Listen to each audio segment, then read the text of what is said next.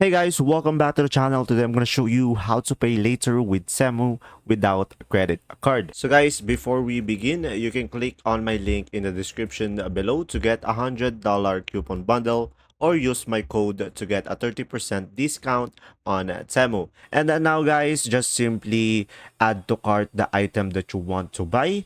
And once you have done that, just click on the cart over here, and let's say I'm gonna buy all of these, and now I'm gonna simply click on a checkout over here on the right side. And from here guys, just simply make sure you are on the right shipping address and make sure you have the right item that you check out. So now guys, in order for you to pay later without credit card is simply choosing Afterpay over here. So guys, I recommend choosing Afterpay. This is where you can buy now and pay later.